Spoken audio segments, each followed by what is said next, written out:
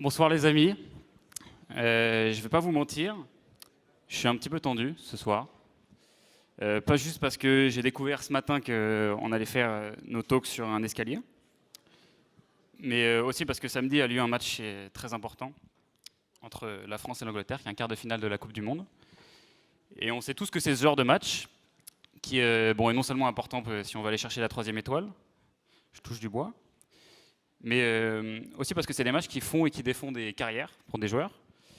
Et notamment, il y a 4 ans, en 2018, il y avait un match qui n'avait pas eu lieu en quart de finale, c'était en huitième de finale, qui a vu naître une grande star qu'elle est devenue depuis dans notre pays, qui est le fameux Benjamin Pavard. Alors ce monsieur Benjamin Pavard, il était rentré d'une reprise de volée dans nos cœurs d'abord, et ensuite dans le 11 de départ de Didier Deschamps. Il y est resté longtemps, un petit peu trop longtemps, malgré ses performances sportives. Et donc pourquoi je vous parle de ça, moi ?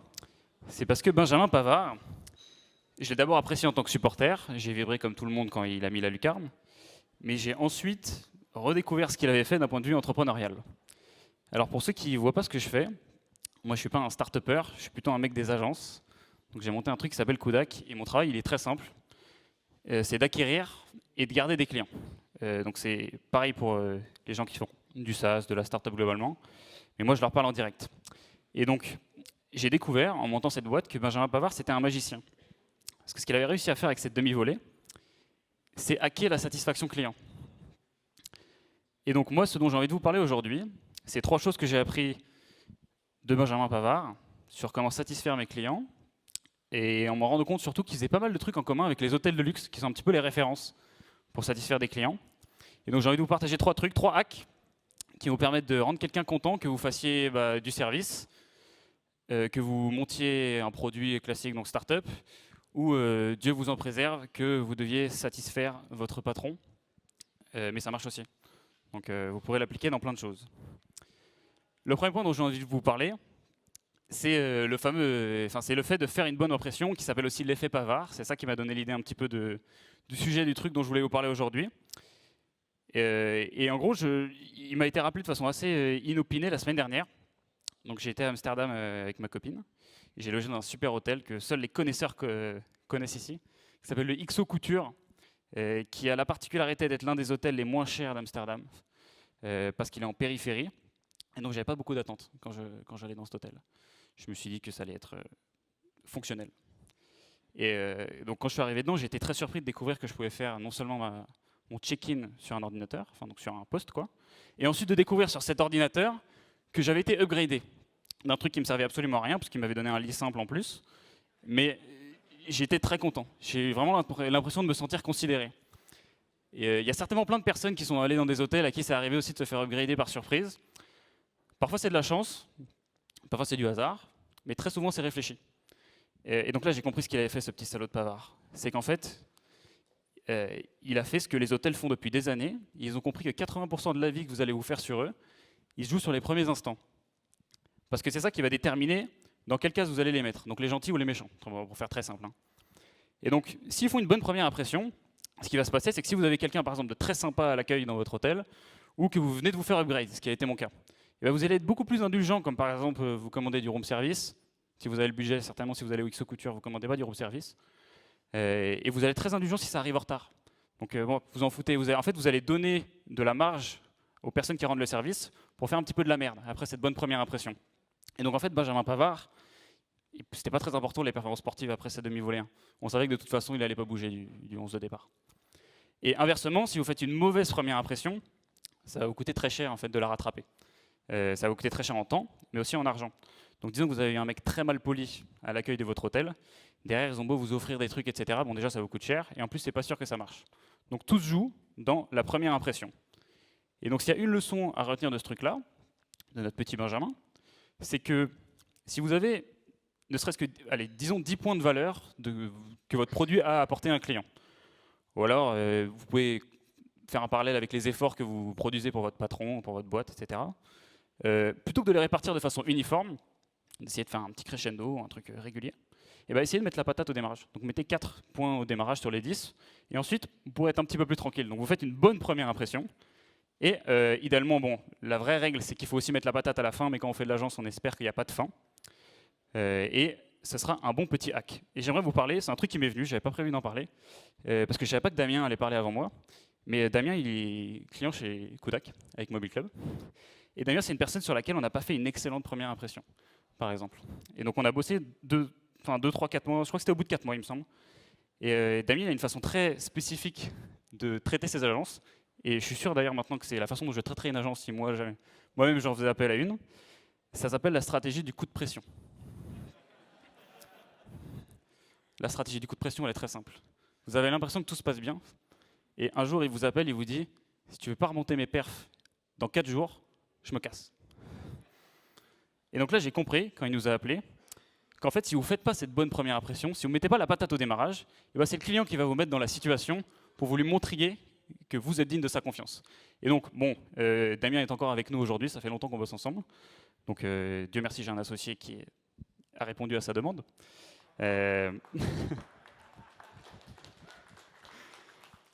Mais tout aurait été beaucoup plus simple si j'avais fait une bonne première impression.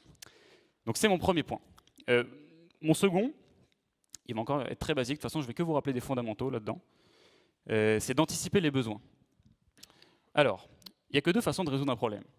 Soit tu le résous quand il se produit, soit tu essaies de l'anticiper.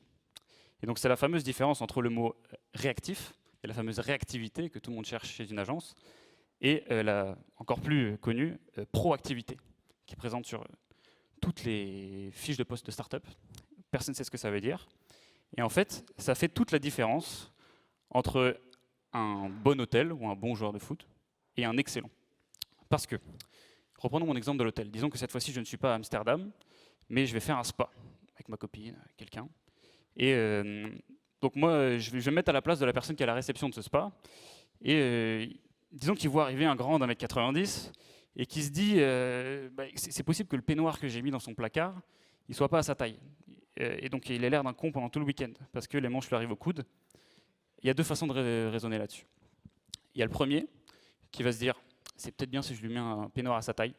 Et donc il va aller vous chercher un peignoir en XXL ou XL, vous le donnez et vous dire, ah, j'ai pensé à vous, tenez. Donc là, il a anticipé votre besoin, il a été proactif.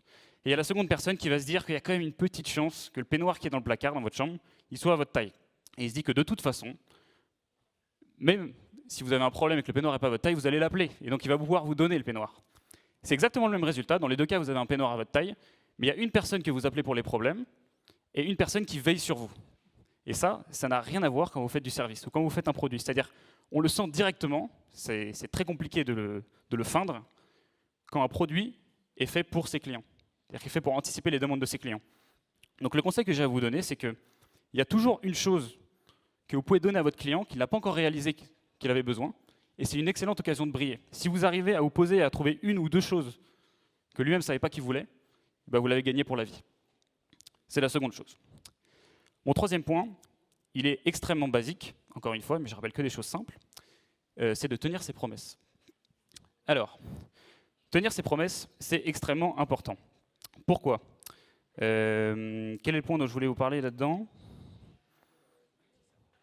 Je vais sortir mes petites notes pour être sûr que je ne vous rate pas un point. Ouais. Ah oui, bah en plus oui, j'aurais pu y penser en pensant à Damien. Parce qu'il y a un fléau chez les agences qui s'appelle le « ouais, t'inquiète, je t'envoie ça dans la journée ». Alors quand quelqu'un vous dit ça un jour, un prestataire, vous savez que non seulement vous ne l'aurez pas dans la journée, vous ne l'aurez probablement pas le lendemain, vous l'aurez beaucoup plus probablement la semaine d'après, et encore plus probablement jamais. Donc ce truc-là, c'est pas grave, parce qu'un client, de toute façon, il va vous rappeler. Damien, quand vous ne lui envoyez pas son reporting, il est dans vos DM le lendemain. Mais là-dessus, vous avez raté l'occasion de créer une relation de confiance avec quelqu'un. Et s'il y a un truc que j'ai compris sur les boîtes, de manière générale, c'est que sur le long terme, votre CA, donc le chiffre d'affaires, c'est en corrélation directe, en fait, ça suit globalement la confiance que vous accordent vos clients. C'est pour ça que ça prend du temps d'avoir des gros contrats, de faire une grosse agence, de faire une grosse boîte. C'est parce que les gens ne vous font pas assez confiance au démarrage. Et en fait, comment vous voulez faire confiance à quelqu'un sur des gros deals, ce que les gens essaient toujours de faire quand ils montent une boîte, je veux signer les plus gros clients, etc., si vous n'êtes pas capable de délivrer sur des mini-trucs. Et donc il y a une vidéo sur YouTube qui est devenue assez virale, je crois que c'est un amiral, qui racontait que avant d'essayer de changer le monde, il fallait commencer par refaire son lit. Et bah, du coup, j'ai la version agence de ça. C'est qu'avant de vouloir bosser avec une boîte du CAC 40, on commence par arriver à l'heure aux réunions, et c'est pas gagné pour tout le monde. Donc encore une fois, un truc très basique, mais le conseil que je peux vous donner là-dessus, sur ce troisième point qui est de tenir ses promesses, c'est de trouver deux ou trois promesses que vous êtes sûr de tenir au démarrage et qui vont montrer à votre interlocuteur que vous le respectez et qui peut vous faire confiance sur des trucs plus gros. Donc je vous rappelle les 3 points. Le premier, faire bonne impression, l'effet Pavard. Le second, anticiper les besoins de votre client. Et le troisième, tenir ses promesses. Donc c'est extrêmement simple.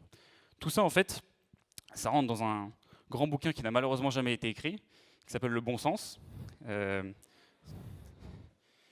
J'aimerais beaucoup le lire parce qu'en fait, on se rend compte que le bon sens, c'est avant tout une discipline. Et ce qui est magistral avec tous ces éléments, j'aurais pu vous parler d'une dizaine d'autres choses, hein, c'est extrêmement simple, c'est que si tu les prends de façon isolée, ça ne marche pas. En fait, Benjamin Pavard, il a fait une très bonne première impression, mais derrière, il n'a pas délivré. Et ça a marché quelques années, mais heureusement, Didier Deschamps avait certainement passé beaucoup de temps dans des hôtels 5 étoiles, il s'était bien fait upgrader, et donc il n'était pas dupe. Et donc il a fini par le mettre sur le banc. Et donc, bon, je lui ai un petit peu cassé du sucre sur le dos à ce bon Benjamin, mais en vrai, je l'aime beaucoup. Donc moi, tout ce que je souhaite, c'est qu'ils reviennent dans le 11 de départ et dans nos cœurs, idéalement avec une Panenka en finale au tir au but, comme Zidane, même s'il ne le sera jamais Zinedine. Et comme ça, on le laissera 4 ans de plus tranquille. Merci beaucoup de m'avoir écouté.